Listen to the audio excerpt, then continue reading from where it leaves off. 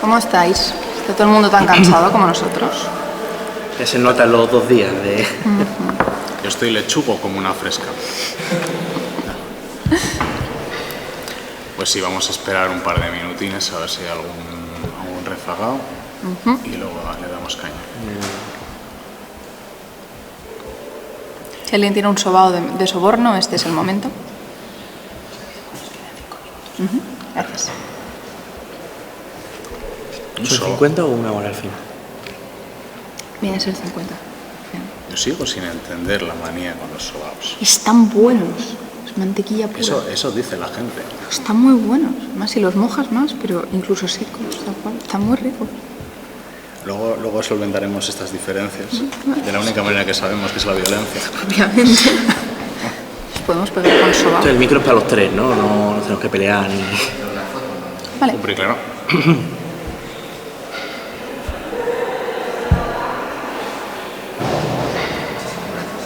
Decís sobao. Todo así.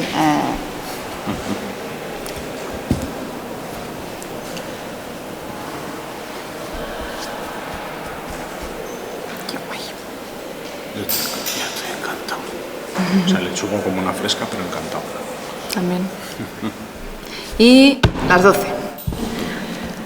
Bueno, pues muchas gracias por estar aquí a todos los que habéis venido, a la gente que lo verá en un futuro, que no está pudiendo asistir a la charla ahora mismo también. Y bueno, como dice el título, estamos aquí para hablar de cómo recuperar el folclore peninsular. Y de las islas también. Y de las islas. Diferentes maneras de verlo, quizá queremos contar historias en las que España es una cosa, igual historias en las que simplemente estamos hablando de la península ibérica. Pero bueno, nosotros nos gusta el tema, nos gusta mucho, nos gusta hasta el punto de haber hecho estos libritos. La presa aquí a mi derecha, Jeje la presa, ha publicado en Momento con Cerbero, La caza del último jáncano y En la tumba de Monteano, en Agarras con la mano. Y hay otros libros de la Alter Cantabria en camino. Es una serie sobre una Cantabria fantástica en la cual algunas criaturas del folclore cántabro son reales y bueno, se van desarrollando muchas historias. Ahora comentaremos algunos ejemplos. Y Javier, aquí a mi izquierda, Javier Prado, Hola. Ha publicado Monstruos Ibéricos con Editorial Maldragón. Es una maravilla de libro, recuperando y divulgando ideas sobre asustaniños de la península ibérica, criaturas inventadas para asustar a los niños, para hacer que se porten bien y para explorar diferentes tipos de miedos a lo largo y ancho del tiempo y la región geográfica así en general.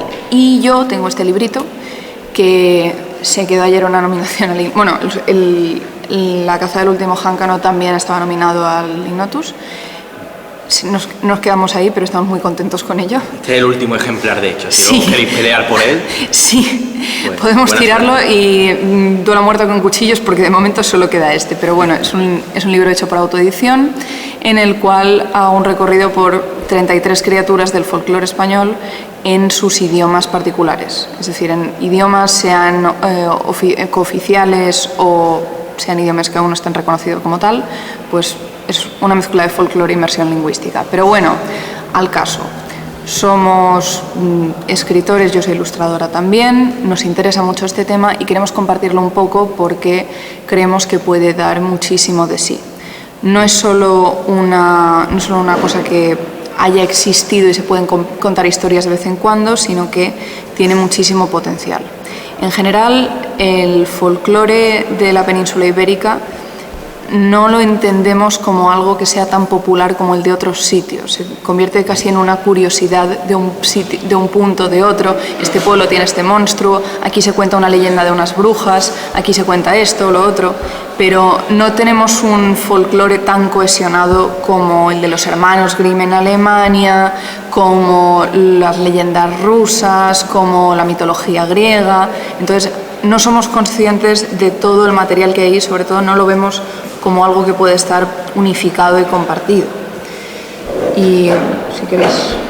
Sí, no, totalmente. Pero bueno, esto es más que un error de percepción, que al final a nivel de riqueza folclórica hay muchísima. Yo creo que en todos los países al final siempre se cuentan las mismas historias, solo que con la idiosincrasia de cada sitio, ¿no? Pero España es un caso curioso además porque sí que es verdad que si bien peca de que su folclore no ha sido estudiado por acontecimientos muchas veces históricos que luego hablaremos, tiene una variedad, una riqueza que no se encuentra a veces en otros países, porque España sí que tiene una serie de particularidades pues, históricas, geográficas, demográficas, que al final crean un folclore que sí que encontramos también cíclopes, el hombre lobo, vampiros en cierta medida, brujas por supuesto, pero siempre con un toquecito que es muy interesante, y sobre todo esta charla va de folclore y de literatura, y es una... Aunque no me gusta usar el término explotado, es algo que si bien es un camino que no está muy explorado, eso sí, y que a la hora de, entiendo que aquí pues mucho estéis porque os interesa la literatura y os gusta escribir, es una forma de explorar nuevas vías de contar cuentos, que sigan contando muchísimos años, pero se le puede dar siempre ese toque novedoso, ese toque cercano, que es muchas veces lo que importa en este tipo de historias, que puede ser interesante y ojalá salgáis de esta charla, espero, con mucha idea y con ganas de escribir sobre nuestros monstruos, nuestros mitos y nuestras historias propias, ¿no? Sí, porque además una cosa a la que vamos a volver mucho aquí varias veces es no solo el nivel antropológico y descriptivo del folclore que tenemos, de las criaturas que tenemos, sino el cuento que forman. Lo primero, se me oye atrás. O sea, esto es maravilloso. El cuento es un factor determinante, porque no solo tenemos efectivamente cosas que hasta nos suenan, el cíclope, la bruja, etcétera. Tenemos múltiples cuentos pequeños y breves a lo largo de los valles, a lo largo de las comunidades, que cada uno tiene una intencionalidad propia. De esto iremos más allá, pero el asunto es que el folclore y lo de recuperar el folclore no es solo a nivel antropológico y de curiosidad y de puramente descriptivo, sino que la voluntad que ha habido y que estaría bien que siguiera habiendo es de relatar cosas. Exacto. Si pensamos en folclore en general, en Europa sobre todo, lo que he recopilado se suele tener en común que ha sido a lo largo del siglo XIX. En el siglo XIX se dan muchas cosas, entre ellas tan feas como los movimientos nacionalistas, pero sí en la reivindicación de algunas culturas diferentes, y para ello se empieza muy a menudo por poner por escrito lo que existe, lo que es un... Las tradiciones. Exacto, las tradiciones, los cuentos que tradicionalmente se cuentan. Entonces, pues, los Grimm son de principios del XIX, a lo largo de ese siglo va habiendo muchas, y en España sí que tenemos alguna cosa aquí y allá suelta, pero suele ser más por diferentes zonas. Suele haber una diferencia muy grande entre toda la cornisa cantábrica y el resto del país. Y sí que tenemos pues mitología de Cantabria, mitología de Asturias, mitología de Euskadi.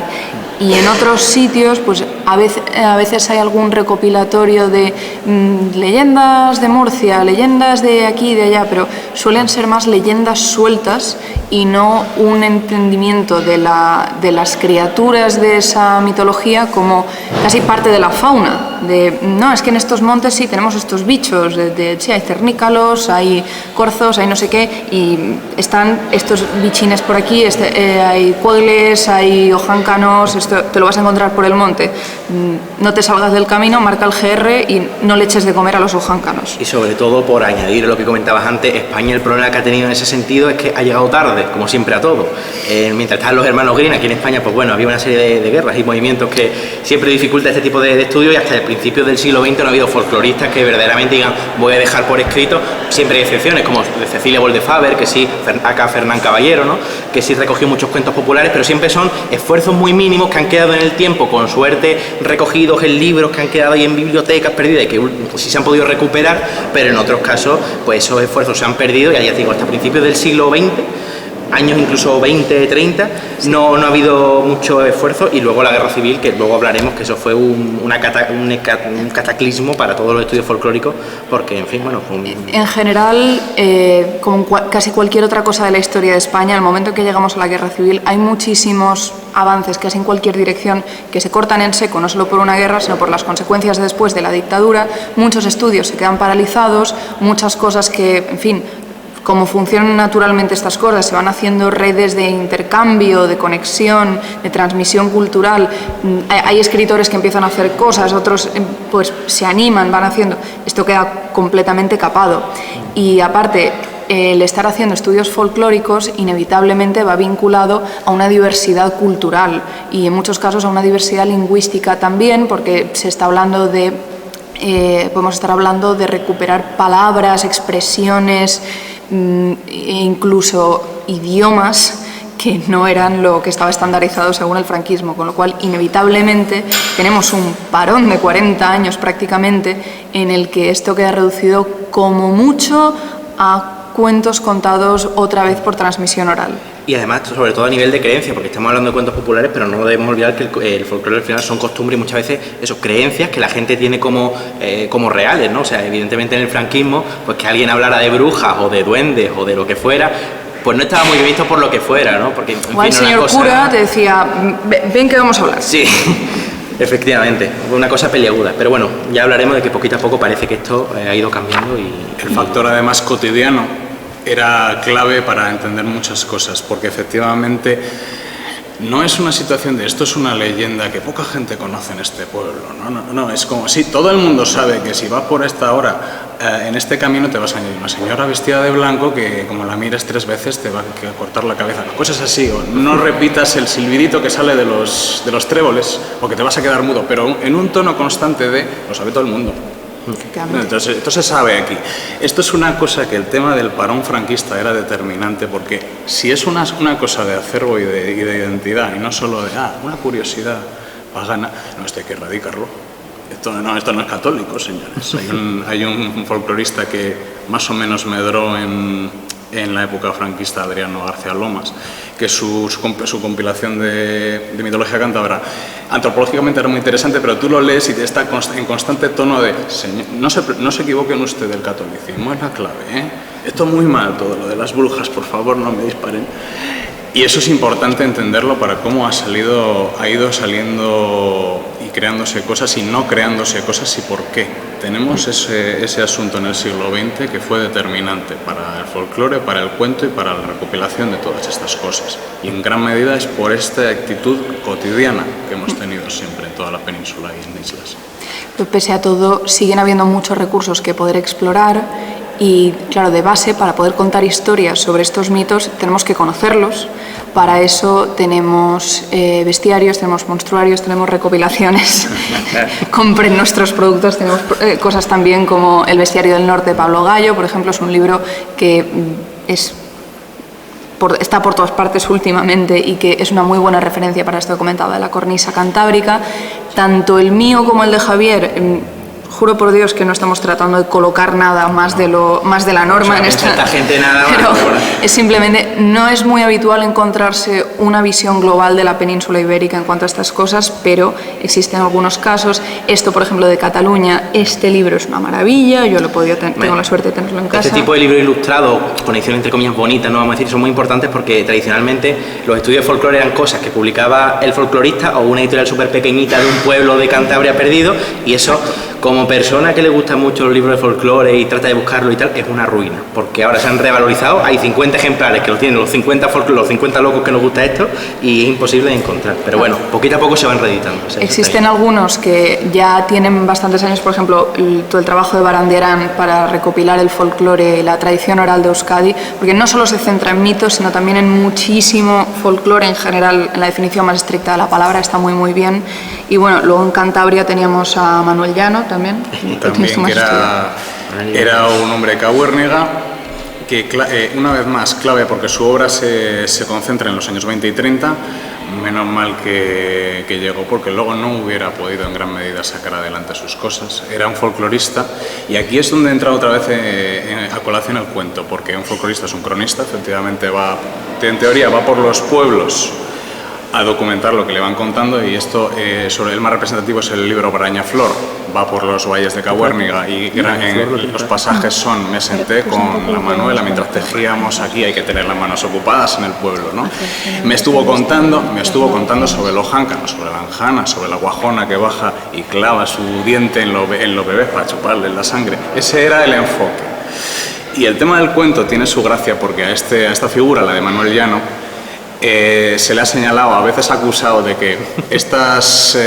ahí se ríe el caballero, o sea, hemos tenido conversaciones con este señor, se le ha dicho que muchas de las criaturas que hoy en día se consideran a nivel institucional, el gobierno de Cantabria, para actos y tal, folclore cántabro, muy probablemente era una invención suya. Se la había inventado el tío. Se la había inventado, diciendo que se lo había inventado, que era una cosa que se sabía del pueblo. Por ejemplo, está bastante claro que el Ojáncano, el Cíclope o la Anjana, el hada del bosque de Cantabria, sí que son un acervo que lleva de muchos años atrás. Hay otra figura que me gusta mucho, que es el Arquetu.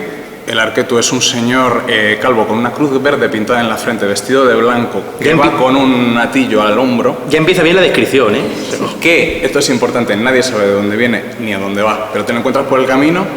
Si eres pobre, te va a dar dinero para que rehagas tu vida.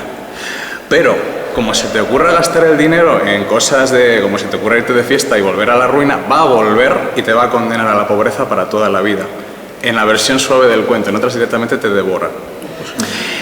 Esto se marcó en que esto es tradición de un valle, porque el problema es que hay 1000 valles, cada cual tiene su cuento. Muy probablemente era invención de Manuel Llano. Esto es un cuento, y además un cuento que lo importante es la moralina o la intencionalidad. Estamos haciendo un discurso y un posicionamiento moral sobre la usura, sobre las segundas oportunidades. Aquí en España está el coco, que no tiene forma, es puro cuento, porque eso lo sabemos lo que hace, pero no qué aspecto tiene. El cuento era determinante. Entonces, una cosa es el asunto antropológico de que existe, en el sentido que está documentado, y otra es lo que queremos hacer con ello, qué queremos contar, qué posicionamiento queremos tener. También está siempre el concepto de que la mitología no es estática. El folclore, la mitología en general, el folclore puede estar más vinculado a una zona u otra, pero los grandes arquetipos mitológicos evolucionan con el tiempo. Hay historias que en su esqueleto, en su idea más básica, siguen siendo lo mismo, pero la gente cambia y tiene ideas diferentes, e incluso si intentamos contar un cuento como hubiera podido ser en 1830, no somos gente de 1830, no va a ser igual ese cuento, pero nuestra visión también va a ser interesante y vamos a estar añadiendo capas y capas de historia, con lo cual el estar añadiendo a nuestra visión particular de algunos mitos no tiene por qué, no estamos yendo en contra de un evangelio que tenga que estar escrito en piedra, este mito es así y no hay otro tipo de manera de representarlo, porque hay, pese a que hay algunas ideas canónicas que son la esencia de cada personaje o cada historia, realmente, yo esto lo digo mucho, no puede existir el libro definitivo de mitología, porque si ahora mismo, por la magia del hispacón, hacemos que aparezca un libro que recopile aquí inmediatamente, con corrección ortotipográfica y todo, todos los mitos de España, mañana ya no valdría ese libro, porque basta con que alguien le lea a un niño el cuento de no sé quién y ese niño se va a ir a dormir con una idea en su cabeza que irá rumiando y se irá convirtiendo poquito a poco en su propia versión de ese cuento. Y es también la gracia de la mitología, que al final lo hacemos nuestro y es tan voluble, es tan maleable, que permite que estemos expresando qué es lo que queremos, qué es lo que tememos, qué es lo que deseamos, qué es a lo que aspiramos. Entonces, es un gran camino narrativo, pero al final también hay que ser consciente de que es que muchas de esas leyendas, algunas sí tienen siglos o milenios, pero otras se las inventó alguien y al final eran buenas, nos gustan los cuentos. La cantinela de esta charla al final es que el folclore es algo que muta, es algo que se mueve constantemente, no es algo que digas tú, no, es que la leyenda esta no puedes escribir tú una historia cambiando esto porque está en el canon y tal. Si el canon existiera en el folclore y la mitología, estaríamos ahora todavía contándonos cosas de los primeros mitos del hombre de las cavernas. Lo interesante del folclore es que viaja, muta, se transforma, se adapta. El otro día hablaba yo de la Santa Compaña. La Santa Compaña, por ejemplo, parece que es una mutación del ejército furioso de Odín, que llegó a España y se convirtió también en la feria salvaje. Efectivamente. Al final sí que es verdad que también lo católico, que en España ha estado muy arraigado desde tiempos muy antiguos, siempre pues mete algo de su, pues en este caso pues las ánimas del purgatorio, ¿no? Convierte al dios pagano en las ánimas del purgatorio, pero es muy interesante ver cómo esas leyendas adquieren esa idiosincrasia local y no sé, a mí me parece lo chulo de este tipo de historias, porque al final ¿quién te dice a ti que el Arquetu, por ejemplo, o cualquier personaje, bueno, quién te dice a ti que yo que sé, que el Ojáncano no se lo inventó un tío, tiene según que puede rastrearlo, ¿no? Hasta los primeros cíclopes mitológicos de la Odisea y tal, pero al final es una cosa que está en constante cambio, está en constante evolución y todo el mundo aporta, eso es muy importante. Los autores que escriben sobre folclore, por muy imparcial que sea, al final siempre dejas tu granito de arena y siempre fomentas que eso se siga contando, pero mutado, cambiado, porque evolucionado al final. Y al final estas reinterpretaciones pueden moverse en un espectro muy, muy grande, desde poner pequeños detalles hasta reinterpretar completamente y explorar muchísimo la esencia de un personaje. Por ejemplo, en mi librito, no he venido a hablar de mi librito, pero acaba pasando, yo cuando estaba hablando del Busgosu, que es una criatura de aquí de la cornisa cantábrica, sobre todo de Asturias, es un sátiro, un fauno que vive en una criatura con patas de cabra y cuernos que vive en el bosque, es un poco el rey del bosque, la esencia del bosque, y también una explicación de por qué había gente pillando tiña o pillando sífilis en algunos momentos, de no, es que me he ido al bosque y... Un busgosu. ¿Y por qué estás embarazada? Pues un busgosu. Yo igual me acabé sintiendo más cómoda con algunas, planteándome cómo era el personaje, cómo era esto en abstracto. Mi busgosu es bisexual, porque porque era lo que me cuadraba a mí, porque era para lo que para mí tenía sentido. Igual, quien escribiera sobre el Busgosu en su momento a principios del siglo XX no estaría pensando igual en este concepto, pero para mí, escribiendo desde 2021 en este caso, pues me resultaba coherente para el tipo de personaje que me estaban planteando. Ese hombre va a filtrar, ¿sabes? Entonces, yo estaba manteniendo el tono de te voy a contar una historia de esto que se habla del Busgosu, que es el rey del bosque y qué tal, pero esto va a ser una parte de ello. Y luego sigue siendo un detallito que estaba puesto ahí, pero nos podemos ir a una reinterpretación mucho más profunda del personaje, como por ejemplo el Ojáncano de la presa. Sí, sin embargo, aquí me gustaría poner en contexto, porque lo hemos mencionado varias veces al Ojáncano. ¿Alguien no sabe de qué estamos hablando aquí? Estamos ya entendidos. ¿Conocemos todos al Ojáncano, nuestro monstruo de la cornisa cantábrica? Porque si no, a ver, es un cíclope en su versión en vertiente original. ¿Tenemos a ver alguna ilustracioncilla por ahí? En cualquier caso, pero tiene truco. El Ojáncano tradicional es un cíclope lanudo, importante, con un garrote, un solo ojo, mucho mal genio, es un avatar del mal, ¿vale? Ese es el cuento original, a partir del cual se hace... sirve para no vayas al bosque porque te zampa el Ojáncano. Esa es la intencionalidad original. Yo hice una reinterpretación muy grande. Es más bien una especie de minotauro con aire de bisonte, pero al mismo tiempo hubo una anécdota muy curiosa, que es, todo el mundo conoce el mito de Polifemo y Ulises, evidentemente. Concretamente, un momento clave de la Odisea es cuando el Polifemo ciego y aullando de dolor le lanza la piedra a Ulises, que huye, ¿verdad? Eso lo conocemos todos. Yo escribí pues, La caza del último Ojáncano, donde hay un Ojáncano lanzándole piedras a la gente mientras aúlla de dolor y sangra por un ojo, sin darme cuenta. Y hubo un lector que me dijo, no, oye, me gusta mucho esta parte, es una especie de reinterpretación de la escena esta de la Odisea. Yo pensando, ¿es verdad? Pero diciendo, sí, yo eso lo tenía. Ah, sí, esta cosa fue completamente intencionada. Era exactamente, además, inconsciente, no era en plan, qué casualidad, jaja, pero no quería decir eso, no.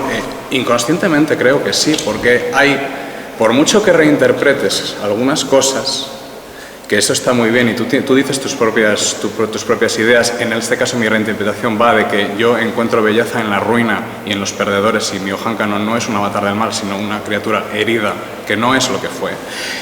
Pero esa base antropológica, mitológica que tenemos aquí, ¿no?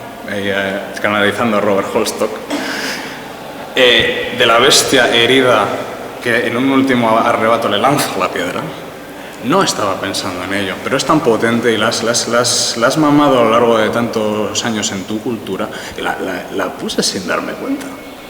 Y es lo mismo, no es una situación de, no, te has equivocado, no quería decir eso, pero no me daba cuenta, porque el cuento y la estampa es así de potente. Totalmente, y estamos hablando aquí de leyendas o mitos que han inspirado novelas, pero también puede ocurrir al caso contrario. Ahora que se ha hablado aquí de un caso concreto, en este caso la caza del último Ojáncano, yo venía con una historia preparada que a mí me gusta mucho y siempre la saco a colación cuando se habla de folclore y de literatura. No sé si conocéis alguno aquí el caso del vampiro de Borox o el ataúd maldito. Esto es una cosa, ya el nombre promete, ¿eh? Esto es, en los años 80, aquí en España, se empezó a correr el rumor, una historia que se contaba por ahí entre los locos que les gustaba en los 80 este tema, que eran muy poquitos, eran 10 o 12. Una historia de lo más peculiar. Por lo visto había registros en las aduanas de Murcia de que había llegado a finales del siglo XIX, 1890 y pico, una carga muy peculiar al puerto de Cartagena, que era un ataúd que por lo visto no había reclamado nadie, estuvo allí pues 2 semanas, casi un mes, se fue sucediendo el tiemmo. Carfaxena. Y claro, llegó un punto en el que pues, no sabían qué hacer con ella, pero llegó una carta de la reclaman en Coruña. Fijaos, ¿no? Además la casualidad. La reclaman en Coruña, total. El ataúd en ese momento emprende un viaje en un carro por media España. Pasa por Madrid, pasa por Toledo, pasa incluso por... da una vuelta muy rara y llega hasta Cantabria. Y finalmente llega a Coruña, nadie la reclama, vuelve a Cartagena y se la llevan. ¿Qué pasa? Que en todo ese viaje que ha habido por los distintos pueblos y ciudades de España, se sucedían, parece, una serie de hechos extraños, de crímenes.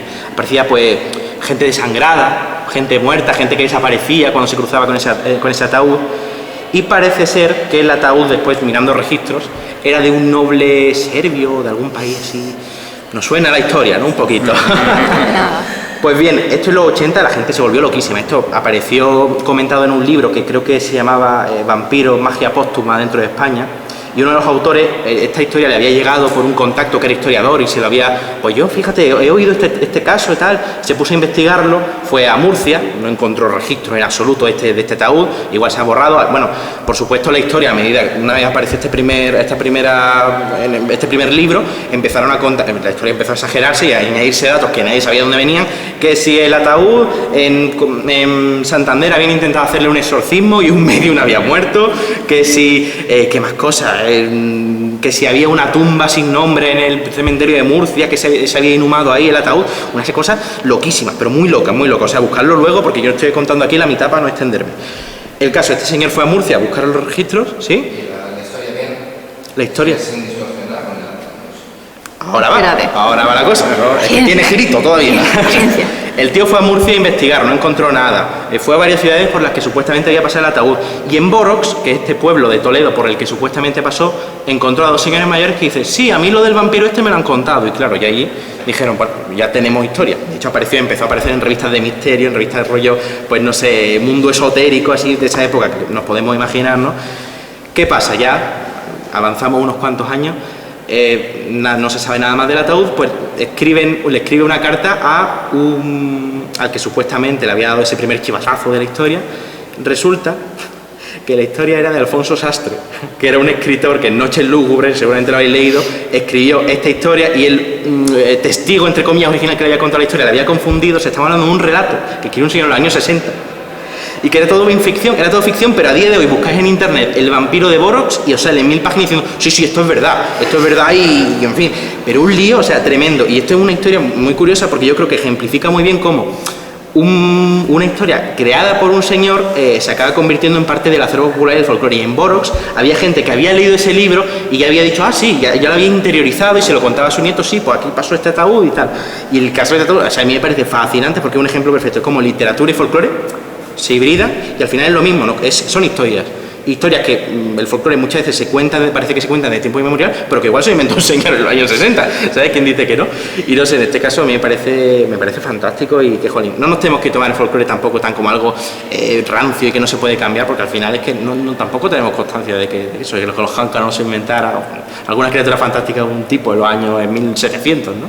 También esto estamos hablando de los años 80. Claro, que no es ayer, o sea, no es... Nos parece que fue ayer, fue hace 40 años, pero bueno, sigue siendo bastante reciente y realmente al estar pensando en una época mágica para hablar de estas criaturas, puede haber cosas muy chulas. Por ejemplo, La valentía de la zompa de Nerio Dima es un cuento maravilloso sobre los malismos y los sacamantecas de la Mancha y está contado con varios saltos de yo te cuento esto que a mí me contó tal de pequeña cuando su abuela, no sé, que ya hemos hecho varios saltos, estamos fácilmente a principios del siglo XIX y estás metido muy en una narración tipo transmisión oral, pero en la otra punta del espectro tenemos, por ejemplo, a ver si lo encuentro aquí, ¿no hemos preparado? La auguro de Neicari Diosdado, que aunque es una historia que empieza en el pasado, es bruja, la historia acaba siendo de brujas que viven en nuestros días y que van al súper y que tienen trabajos de mierda. También son brujas, pero nos vamos desde los orígenes de acusaciones, mitos, cosas terribles, a pues nada, aquí estoy yo, una persona haciendo vida normal, que tengo estos elementos mágicos en mi vida y que a partir de ahí tenemos la libertad también como autores de decidir en qué parte de todo este espectro queremos que se mueva nuestra historia, porque también un potencial muy fuerte que tiene el folclore es de hacernos dar saltos temporales. Hay una cosa que me interesa muchísimo de conceptos como los asustaniños, de monstruos ibéricos, es que nos hacen, el estudiar un asustaniños, el leer sobre una criatura hecha para dar miedo, nos hace entender cómo fueron las personas que se inventaron esas criaturas, porque si entiendes a qué tiene miedo una persona o qué es lo que desea una persona, qué es para una persona el arquetipo de la maldad, de la bondad, de la belleza, del ideal, de lo bueno, de lo malo, entiendes mejor cómo funcionaba esa persona y nos puede abrir la puerta a muchísimas conexiones históricas, a entender mejor la historia desde una parte muy importante que es la cotidianidad y el día a día y la realidad de las personas que lo estaban viviendo. Existen motivos también por los cuales tenemos muchos mitos en este país basados en los moros como concepto abstracto. ¿Por qué? Porque son los otros. En algunos casos fue la gente que estuvo aquí hace mucho tiempo, que ya no está. Luego hay un montón de mito de esa cosa llamada Reconquista por algunos, pero hay mucho mito superpuesto y se han convertido en un concepto abstracto en los otros, que están por ahí. Entonces, ¿qué es lo que consideramos normal? ¿Qué es lo que consideramos los otros? ¿De dónde puede salir? ¿De dónde nos acabamos inventando? Aquí se acaba la normalidad y aquí empieza la magia. Entonces, aquí hay mucho camino para ir explorando. Al final es conectar con historias muchas veces ancestrales muy antiguas, porque ¿quién te dice a ti que dentro de 100 años no va a haber literatura que se considere folclórica sobre el Lenderman, que hablamos ahora de asustaniños? Una figura que reciente entre comillas, pero que si tú la analizas antropológicamente hablando, tiene una serie de características que se enlazan con los miedos de hoy en día. No es lo mismo el sacamanteca del 19, que tenía mucho que ver con la cuestión de clase, ¿no? De los ricos que secuestraban a los niños para sacarle la sangre y curarse a ellos mismos, ¿no? El coche de la sangre, todas estas cosas de sacauntos, hombres del saco, al final era el miedo de aquella época, el miedo de nuestra época. No voy a decir que los ricos no sigan dando miedo, porque en algunos casos sí que lo siguen dando, pero claro, ahora mismo son miedos distintos y que van evolucionando, por supuesto, y eso es lo principal del folclore. Son historias que nos enlazan con mentalidades de otras épocas y es muy interesante, mentalidades desde un punto de vista fantástico muchas veces, que es lo que nos gusta aquí a los del Espacón. Y hablando de precisamente el tema de abrazar nuevas mentalidades a la hora de enfocar estas historias, partiendo de esta misma base, os quiero dar, por ejemplo, este librito que lo ves, parece una cosa súper inocente, súper, no sé, igual te lo han dado con el periódico, para los niños, para no sé qué, Mitos de Asturias de Paco Abril, es una maravilla en asturiano, se entiende perfectamente, si no habláis asturiano no os preocupéis, el hablante medio castellano puede comprenderlo sin problema. Este librito tan inocente de repente suelta cosas como los cuélebres se convirtieron en banqueros porque eran monstruos horrendos que se comían a gente, que se hacían grandes y grandes y grandes y no tenían límite y se convertían más grandes en lo que encajaba en el mundo de verdad, o sea, en nuestro mundo real se convertía en una cosa completamente antinatural, monstruosa, que acumulaban tesoros. ¿Nos suena de algo? ¿Qué símil querrá hacer aquí? Entonces, el cuélebre Jeff Bezos puede estar por ahí y esta es... Los reptilianos, ¿no? O sea, el rollo de los reptilianos también, pero podemos enfocar cosas así con una mentalidad completamente moderna, pero estamos añadiendo a esta riqueza y esta manera de abrir nuevos caminos, manteniendo todo este folclore personal, porque, claro, ¿por qué es útil el mantener todo esto? ¿Por qué no puedo irme a contar cuentos de Baba Yaga si quiero? Puedo irme a contar cuentos de Baba Yaga. Mirad mi ArtStation, está lleno de mierda de Baba Yaga, me encanta Baba Yaga, pero también esto es muy interesante. A todos nos gusta Baba Yaga. A todos nos gusta Baba Yaga, es una señora fantástica. Pero es muy interesante estar tratando con el folclore de las zonas que geográficamente nos resultan más cercanas y culturalmente nos resultan más cercanas, porque al final también sabemos mejor de lo que estamos hablando y hablamos de ello con más naturalidad y también pues mantenemos viva una herencia cultural muy, muy importante. Y aquí pues queríamos comentar también el hecho de que hay muchísimos géneros por los que podemos explorar y podemos escribir y podemos plantear historias en el folclore, porque muy a menudo pensamos en folclore y mitología como cuentos de hadas, que están muy bien los cuentos de hadas. Creo que a todo el mundo aquí nos gustan los cuentos de hadas o nos han gustado mucho en algún momento. Una presentación, nudo y desenlace con una persona buena, una persona mala, esta persona representa la virtud y es recompensada, o hay un monstruo y el monstruo te enseña una lección. Pero, en fin, estamos viendo que hay muchísimas historias que se pueden contar con esto de fondo. Y, por ejemplo, hay inquietudes actuales que pueden tener, me parece a mí, muchísimo nicho en el folclore, como es, por ejemplo, las preocupaciones actuales por el ecologismo y por las catástrofes ecológicas, porque por supuesto, hay en la cornisa cantábrica sobre todo, hay mucho uso de las criaturas que pertenecen al monte, como no le hagas daño al monte porque entonces las lamias y tal.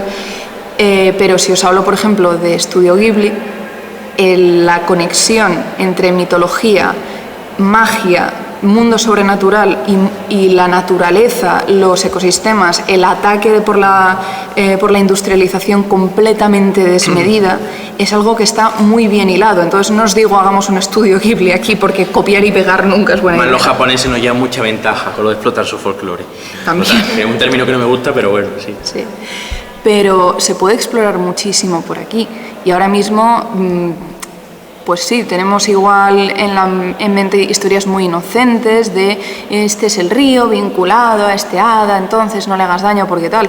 Pero no sé, igual podríamos hablar de ecoterrorismo folclórico, el día que al cuélebre se le hincharon las pelotas porque no paraban de talar. O los cuentos originales al final son así, más sí, que... Oye, el busgosu que no quería más eucaliptos y estaba un poco hasta las narices. Pero esto es una canalización de lo que cada uno lleve dentro. Claro. O sea, a ver, depende de la época, pero es que lo que llevas dentro depende de la época también. Obviamente. Yo me gustaría volver al tema del cúlebre banquero. Insistamos en el tema, no, porque no solo es, a ver, es gracioso, pero la concepción original, o al menos en Occidente, del dragón es el gusano usurero, que está encima de una... Además, de hecho, hay etimologías que la palabra es gusano, literalmente. Que está encima del oro y que es otro avatar del mal, a acabar por el caballero cristiano.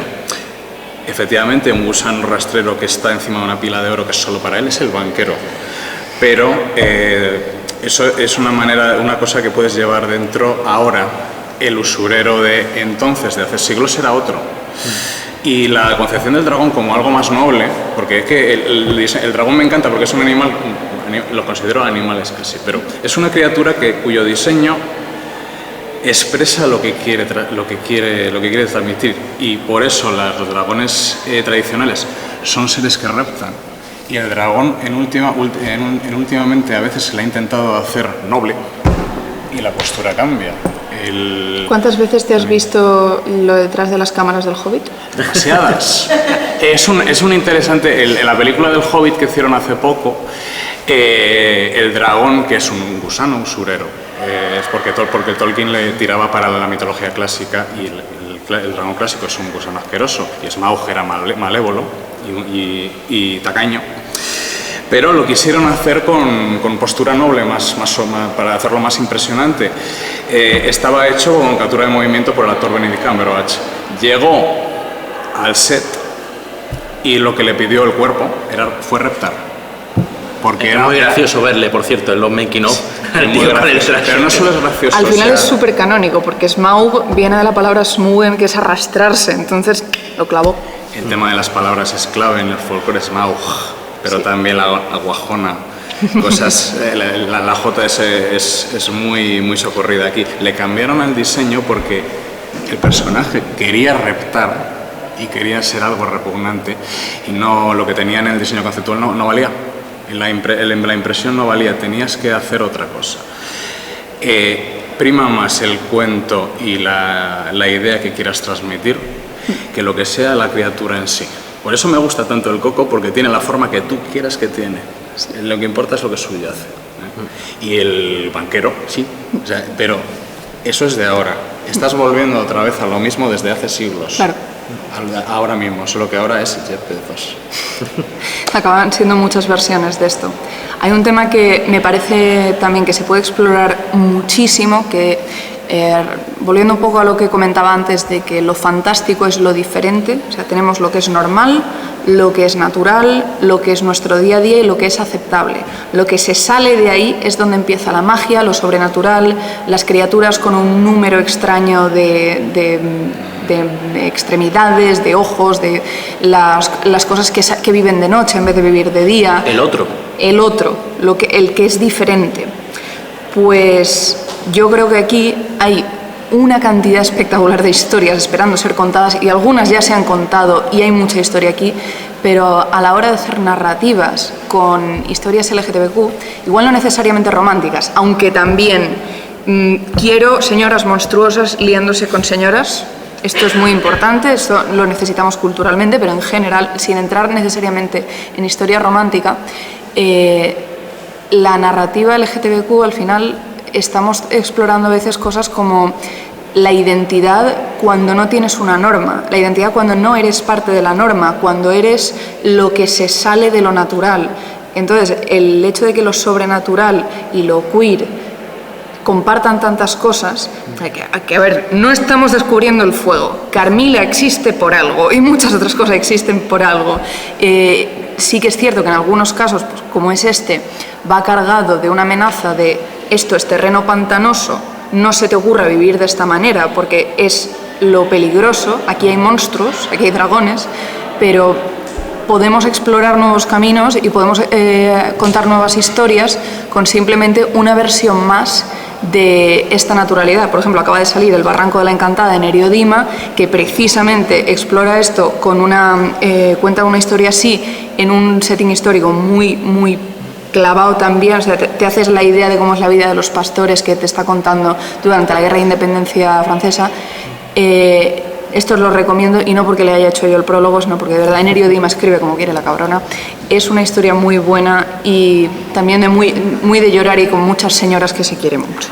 Y además es que me estoy acordando, también tiene que ver con otra novela que hemos sacado antes, la del auguro de las brujas actuales y las brujas de entonces. Todo este tema de folclore y de criaturas y de cuentos de por aquí tiene mucho componente de lo que llamaba a Franco lo indeseable y lo poco respetable en concreto. Hay una serie de cosas, la bruja es poco respetable, sí, pero todo lo LGTBQ o como se llamaba antes, los desviados, poco respetable. Eso es lo otro, pero el problema con lo otro es que no es lo bastante otro, demasiado parecido a mí mismo. Me molesta y hay que suprimirlo. El auguro iba mucho de esa situación, era la bruja contra la Inquisición y luego en la modernidad la bruja contra los neonazis. Sí. Pero por esa misma... y eran personajes que no eran respetables, no tenían un saber estar, o sea, era gente de andar por casa. La falta de respetabilidad, ahora mismo yo intento hacerla una seña de identidad, al menos como homenaje a esta gente que en muchos casos se quedó por el camino, por no ser respetable, por ser indeseables. Con la hora que estamos, ¿hay alguna pregunta? ¿Alguien? No, nosotros seguimos hablando y... Sí, tenemos para rato, tenemos hasta que nos echen. Indeseable en las salas.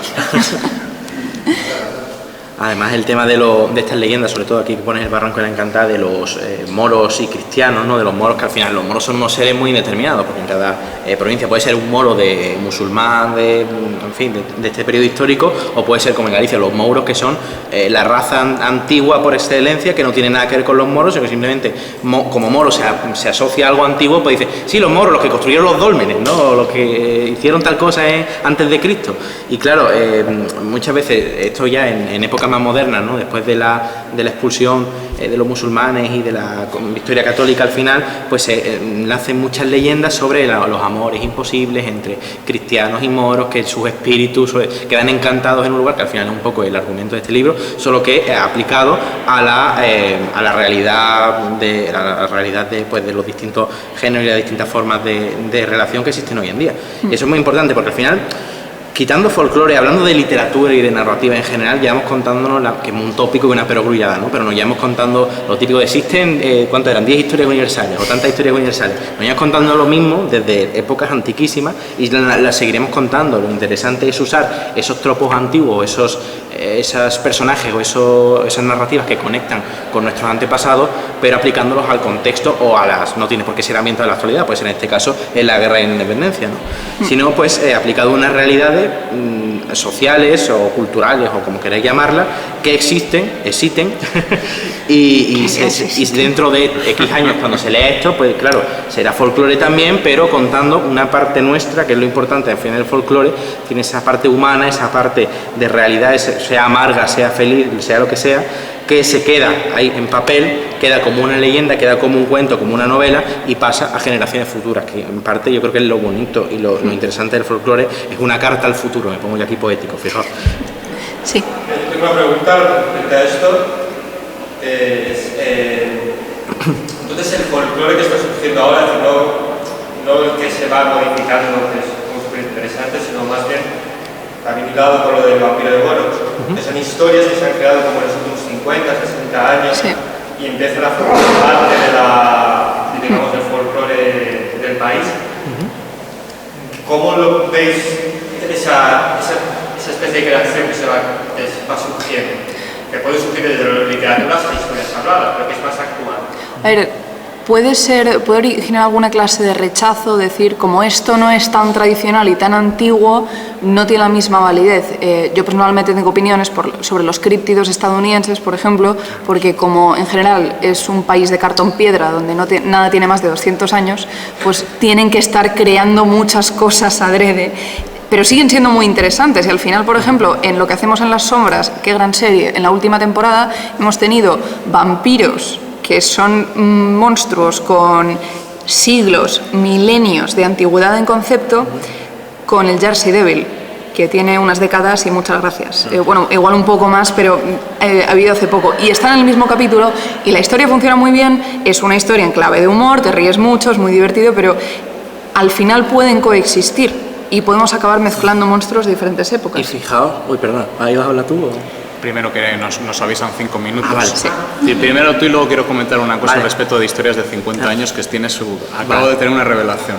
Y también es verdad que en el caso de Borox, o que he comentado ahora, los críptidos y todas estas criaturas mitológicas norteamericanas, tienen la cosa de que al final, para que una historia, entre comillas, perdure, que siempre es muy relativo y tiene mucho de suerte y de difusión, ¿no? Siempre para que a la gente le llegue tiene que tener un algo mitológico o algo realmente antiguo. Por ejemplo, el Mothman, todas estas criaturas que nacen en Estados Unidos, todos estos críptidos, sí que se les puede relacionar muchas veces, o son evoluciones no pensadas de criaturas antiguas, incluso de la mitología preestadounidense, ¿no? De los nativos de allí. El Mothman, hay mucha gente que la relaciona con las aves del trueno y todos estos seres. Siempre tienen ese puntito que bueno, al final es un puntito de historia, de antropología, ¿no? Misma. Y no sé, a ver, es muy complicado ser adivino y decir, no, dentro de 100 años se va a seguir hablando de esto, dentro de 200 años se va a seguir...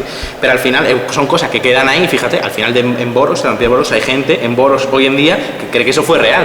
Y al final, es que no podemos decir que, no, esto es súper antiquísimo, siempre hay una serie de ecos folclóricos y mitológicos, pero claro, al final esto es la imaginación humana, no se puede atrapar, no se puede encapsular.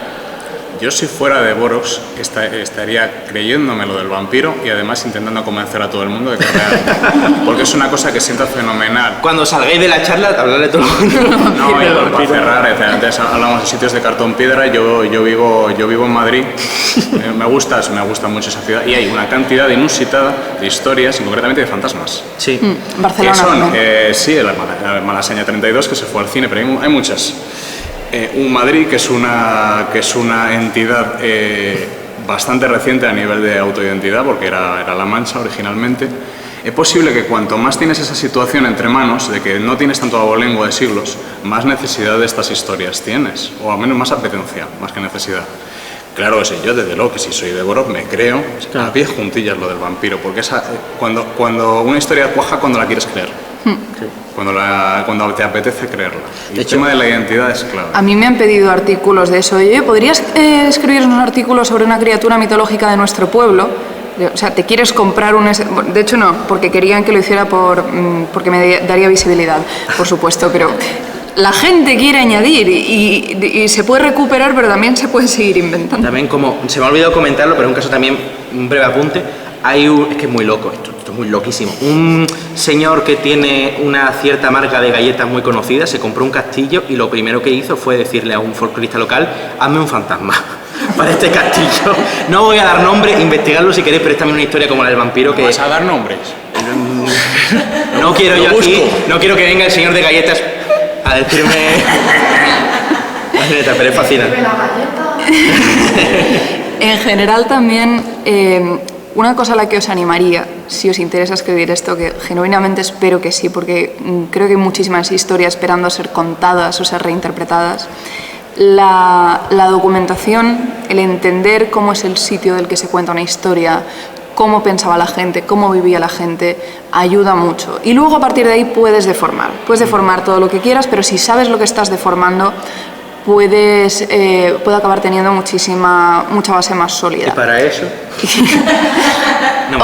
Os queremos comentar también, de verdad, que sin ánimo de hacernos publi, simplemente porque estamos muy emocionados con ello, Javier y yo estamos preparando un proyecto sobre brujas de la península ibérica y queremos hablar del mito y la realidad. El mito por su valor folclórico, la realidad por su valor histórica y antropológica, porque particularidades como los mitos de las brujas son muy peliagudos, porque ya no estamos hablando de me he inventado que en este monte tal, sino esta señora lo pasó muy mal. Aquí hubo unas acusaciones, hubo unas persecuciones y el mito es muy divertido y hay cosas que son muy interesantes, muy entretenidas, pero al final estamos hablando de un pasado histórico real. Y hay tanta leyenda y hay tantas cosas contadas por diferentes gente con diferentes intereses que el ir entendiendo todos esos intereses sobre las diferentes leyendas que se han contado es una cosa que nos está siendo muy interesante a la hora de preparar este proyecto. Con lo cual, yo de verdad que animo a cualquier persona que quiera contar historias basadas en este folclore, que aprenda, que escuche, que viaje, que huela, que abrace los idiomas también, porque al final son una parte muy importante de esta identidad folclórica, y que traten de entender cómo es la gente que origina estos mitos y cuál es nuestra conexión y por dónde la podemos llevar en nuestra evolución como personas individuales, pero también como sociedad. Amén. Nada más que decir, amigos. Nada. Ah, mira, una preguntita por aquí. ¿Qué queréis hablar del tema de las brujas? ¿Cuándo y cómo? ¿Lo decimos la fecha? O? Bueno, sí, el 1 de noviembre empezará un crowdfunding. Es un proyecto que llevamos bastantes meses preparando. Estamos viendo toda la bibliografía que podemos. Es muy cara, todo está descatalogado. No sé cuánto dinero lleva Javier. Yo por mi parte me estoy yendo a entrevistar a gente a culos de diferentes montes. Es posible que me caiga de un pino en algún momento. Va a estar muy chulo. Si hay que pagar un helicóptero, hará falta ese crowdfunding, efectivamente, pero bueno, es un proyecto que nos lo estamos creyendo mucho y le tenemos muchas ganas. Y por no dejarlo de lado también, por Dios, leeros el Alter Cantabria, porque van a salir más cosas y todas tienen muy buena pinta. Protagonizada por gente poco respetable. Porque hay 10 historias, sí, pero no se suelen escribir con gente poco respetable e indeseable. Hay que escribir más de eso. Pero tienes la historia más importante del mundo. Voilà. Godzilla contra Mothra. Son demasiado respetables. Pues a esto, muchas gracias.